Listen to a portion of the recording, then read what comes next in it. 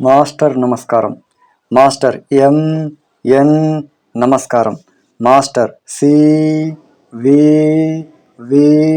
నమస్కారం. Master CVV Telugu talks ఛానల్కి స్వాగతం.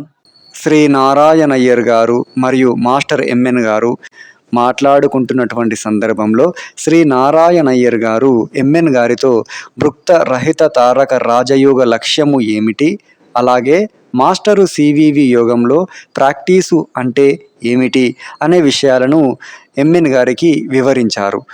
ఆ వివరణలను చక్కగా మహాపురుష మాస్టర్ ఎంఎన్ అనే పుస్తకంలో పొందుపరిచారు మన గురుదేవులు శ్రీ డివి హనుమంతరావు గారు.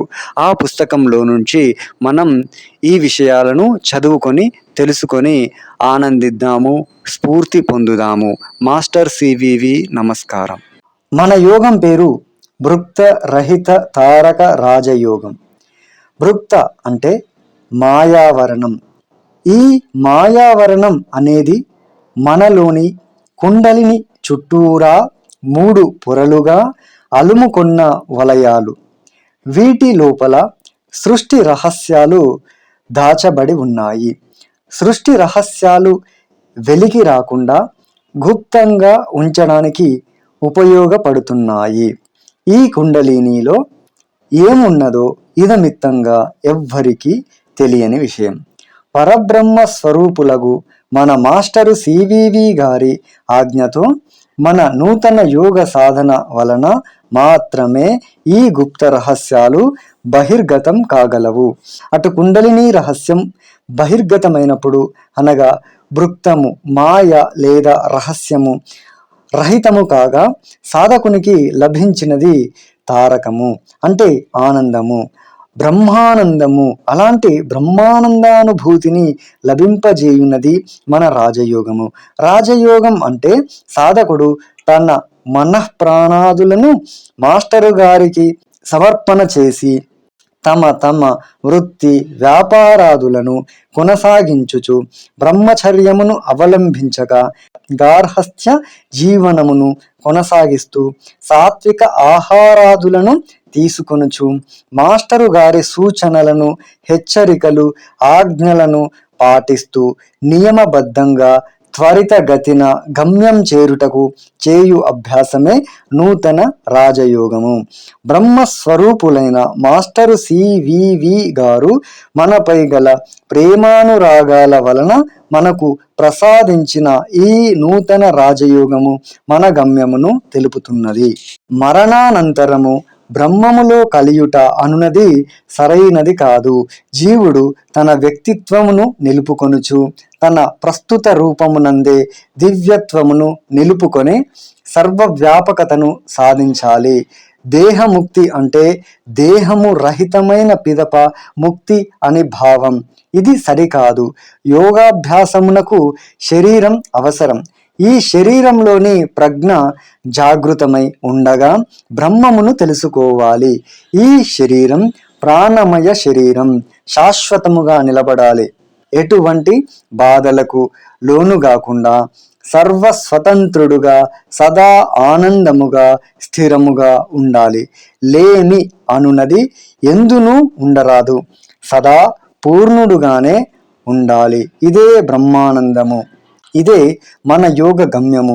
ఈ గమ్యమును జీవరాశులన్నీ చేరుకొనుటయే మన యోగ లక్ష్యము. ఈ లక్ష్యమును త్వరితగతిన మనలను చేర్చు యోగమే భృక్త రహిత తారక రాజయోగము. యోగ లక్ష్యములో కొత్తదనము, యోగ సాధనలో కొత్తదనము ఉన్నందున మన యోగాన్ని ప్రస్తుతం నూతన యోగమని కూడా చెప్పుతుంటారు.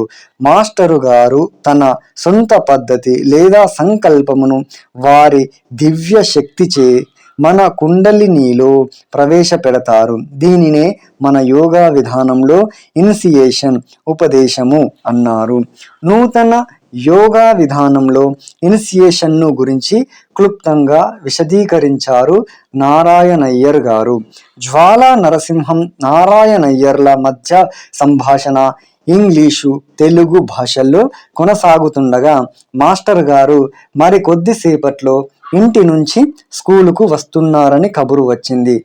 మీడియంలందరూ ప్రాక్టీసునకు సిద్ధమవుతున్నారు. ఇది గమనించిన నారాయణయ్యర్ నరసింహంతో, మాస్టరు గారు ఫీవరిష్గా ఉన్నా మన చేత కోర్సెస్ ప్రాక్టీస్ చేయించడానికి వస్తున్నారట. మన లైన్లో ప్రాక్టీసు అంటే ఏమిటో తెలుసా అని ప్రశ్నించారు. మీరే చెప్పండి అని అన్నారు నరసింహం. మాస్టరు గారు ఏ సంకల్పానికి ప్రాణమై ఉన్నారో ఆ ప్రాణశక్తిలోని అతి సూక్ష్మ మొత్తాన్ని మన కుండలినిలో ప్రవేశపెట్టిన తరువాత కొన్ని ప్రకంపనల ద్వారా కుండలిని తనలోని పూర్వపు శక్తిని బయటకు పంపుతుంది.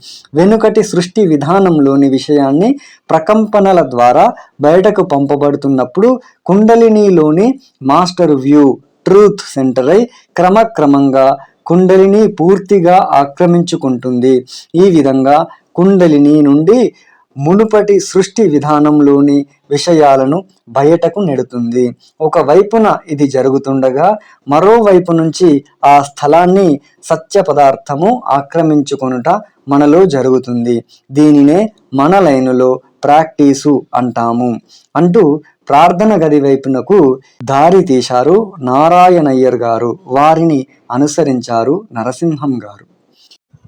మాస్టర్ సివివి గారికి సంబంధించినటువంటి ఈ వీడియో కనుక మీకు నచ్చితే తప్పకుండా లైక్ చేయండి, షేర్ చేయండి, ఛానల్ని సబ్స్క్రైబ్ చేయండి.